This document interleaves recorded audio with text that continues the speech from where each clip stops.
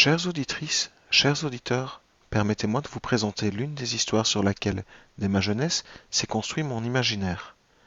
Son nom n'est inconnu de personne, et pourtant bien peu sont capables d'en décrire l'intrigue. Aussi, pour les moins littérophiles d'entre vous, je me propose de vous en lire l'œuvre. Pour ce faire, je me baserai sur une publication des éditions Famo, à Genève, de 1987. Je me nomme Marcus Charret et ai le plaisir d'être votre narrateur. Je vous souhaite une très bonne écoute.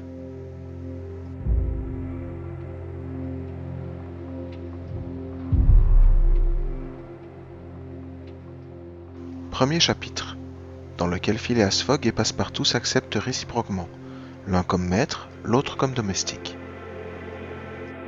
En l'année 1872, la maison portant le numéro 7 de Savile Row, Burlington Gardens, maison dans laquelle Sheridan mourut en 1814, était habitée par Phileas Fogg, l'un des membres les plus singuliers et les plus remarqués du Reform Club de Londres, bien qu'il semble prendre la tâche de ne rien faire qui pût attirer l'attention.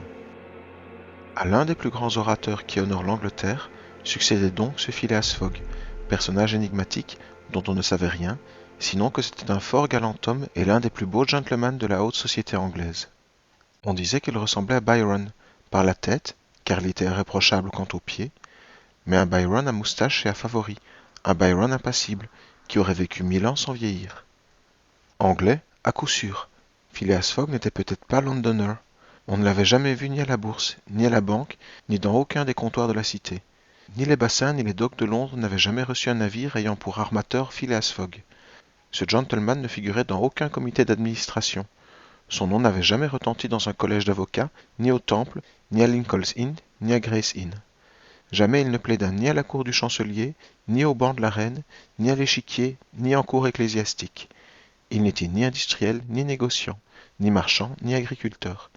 Il ne faisait partie ni de l'institution royale de la Grande-Bretagne, ni de l'institution de Londres, ni de l'institution des artisans, ni de l'institution Russell, ni de l'institution littéraire de l'Ouest, ni de l'institution de droit, ni de cette institution des arts et des sciences réunies, qui est placée sous le patronage direct de sa gracieuse majesté. Il n'appartenait enfin à aucune des nombreuses sociétés qui pullulent dans la capitale de l'Angleterre, depuis la société de l'harmonica jusqu'à la société entomologique, fondée principalement dans le but de détruire les insectes nuisibles. Phileas Fogg était membre du Reform Club, et voilà tout. À qui s'étonnerait de ce qu'un gentleman aussi mystérieux comptât parmi les membres de cette honorable association, on répondra qu'il passa la recommandation de M. Baring frères, chez lesquels il avait un crédit ouvert. De là une certaine surface, due à ce que ses chèques étaient régulièrement payés à vue par le débit de son compte courant invariablement créditeur. Ce Phileas Fogg était-il riche? Incontestablement. Mais comment il avait fait fortune?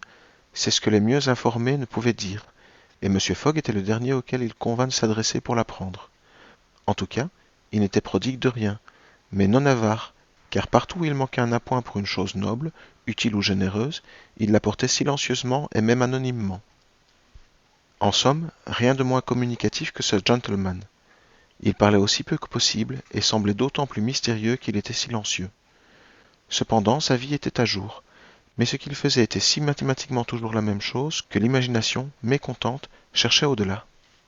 Avait-il voyagé? C'était probable, car personne ne possédait mieux que lui la carte du monde. Il n'était endroit ni reculé dont il parut avoir une connaissance spéciale. Quelquefois, mais en peu de mots, bref et clair, il redressait les 1000 propos qui circulaient dans le club au sujet des voyageurs perdus ou égarés. Il indiquait les vraies probabilités, et ses paroles s'étaient trouvées souvent comme inspirées par une seconde vue, tant l'événement finissait toujours par les justifier. C'était un homme qui avait dû voyager partout, en esprit, tout au moins. Ce qui était certain toutefois, c'est que, depuis de longues années, Phileas Fogg n'avait pas quitté Londres. Ceux qui avaient l'honneur de le connaître un peu plus que les autres attestaient que, si ce n'est sur ce chemin direct qu'il parcourait chaque jour pour venir de sa maison au club, personne ne pouvait prétendre l'avoir jamais vu ailleurs. Son seul passe-temps était de lire les journaux et de jouer au whist. À ce jeu de silence, si bien approprié à sa nature, il gagnait souvent, mais ses gains n'entraient jamais dans sa bourse et figuraient pour une somme importante à son budget de charité.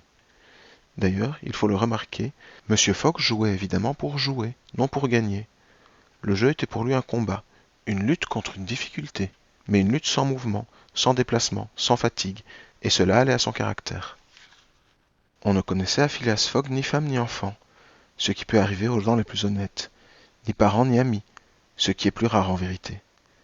Phileas Fogg vivait seul dans sa maison de Savile Row, où personne ne pénétrait. De son intérieur, jamais il n'était question. Un seul domestique suffisait à le servir.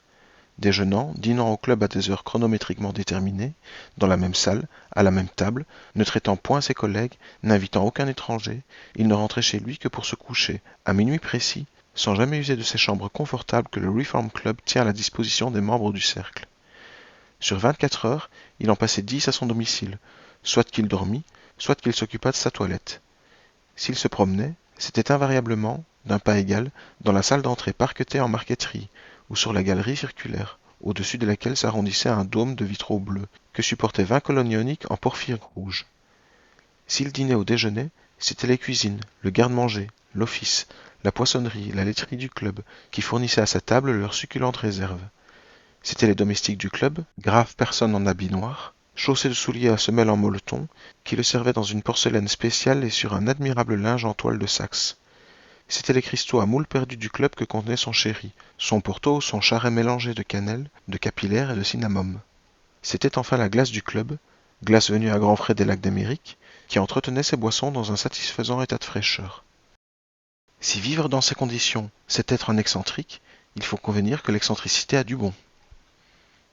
La maison de Savile Row, sans être somptueuse, se recommandait par un extrême confort. D'ailleurs, avec les habitudes invariables du locataire, le service s'y réduisait à peu. Toutefois, Phileas Fogg exigeait de son unique domestique une ponctualité, une régularité extraordinaires. Ce jour-là même, 2 octobre, Phileas Fogg avait donné son congé à Jem Foster, ce garçon s'étant rendu coupable de lui avoir apporté pour sa barbe de l'eau à 84 degrés Fahrenheit au lieu de 86, et il attendait son successeur, qui devait se présenter entre 11h et 11h30. Phileas Fogg, carrément assis dans son fauteuil, les 2 pieds rapprochés comme ceux d'un soldat à la parade, les mains appuyées sur les genoux, le corps droit, la tête haute, regardait marcher l'aiguille de la pendule, appareil compliqué qui indiquait les heures, les minutes, les secondes, les jours, les quatrièmes et l'année. À 11h30 sonnant, M. Fogg devait, suivant sa quotidienne habitude, quitter la maison et se rendre au Reform Club. En ce moment, on frappa à la porte du petit salon dans lequel se tenait Phileas Fogg. Jem Foster, le congédié, apparut. « Le nouveau domestique » dit-il. Un garçon âgé d'une trentaine d'années se montra et salua. « Vous êtes français et vous vous nommez John » lui demanda Phileas Fogg. « Jean, n'en déplaise à monsieur, » répondit le nouveau venu. « Jean Passepartout, un surnom qui m'est resté, et que justifiait mon attitude naturelle à me tirer d'affaire. Je crois être un honnête garçon, monsieur, mais pour être franc, j'ai fait plusieurs métiers. J'ai été chanteur, ambulant, écuyer dans un cirque, faisant de la voltige comme Léotard et dansant sur la corde comme Blondin. Puis je suis devenu professeur de gymnastique, afin de rendre mes talents plus utiles, et, en dernier lieu, j'étais sergent de pompier, à Paris. J'ai même dans mon dossier des incendies remarquables. Mais voilà 5 ans que j'ai quitté la France et que, voulant goûter à la vie de famille, je suis valet de chambre en Angleterre. Or, me trouvant sans place et ayant appris que M. Phileas Fogg était l'homme le plus exact et le plus sédentaire du Royaume-Uni, je me suis présenté chez monsieur avec l'espérance d'y vivre tranquille et d'oublier jusqu'à ce nom de Passepartout. Passepartout me convient, répond le gentleman. Vous m'êtes recommandé. J'ai de bons renseignements sur votre compte. Vous connaissez mes conditions? Oui, monsieur. Bien. Quelle heure avez-vous? 11h22, répond Passepartout, en tirant des profondeurs de son gousset une énorme montre d'argent. Vous retardez, dit M. Fogg. Que monsieur me pardonne, mais c'est impossible. Vous retardez de 4 minutes. N'importe. Il suffit de constater l'écart. Donc, à partir de ce moment, 11h29 du matin, ce mercredi 2 octobre 1872, vous êtes à mon service. Cela dit, Phileas Fogg se leva, prit son chapeau de la main gauche, le plaça sur sa tête avec un mouvement d'automate et disparut sans ajouter une parole. Passepartout entendit la porte de la rue se fermer une première fois. C'était son nouveau maître qui sortait. Puis une seconde fois. C'était son prédécesseur, James Foster, qui s'en allait à son tour. Passepartout demeura seul dans la maison de Savile Row. Ici s'achève ce premier chapitre. J'espère qu'il vous aura plu et qu'il vous aura donné l'envie de suivre les aventures de Phileas. Je vous souhaite une très bonne fin de journée à toutes et tous.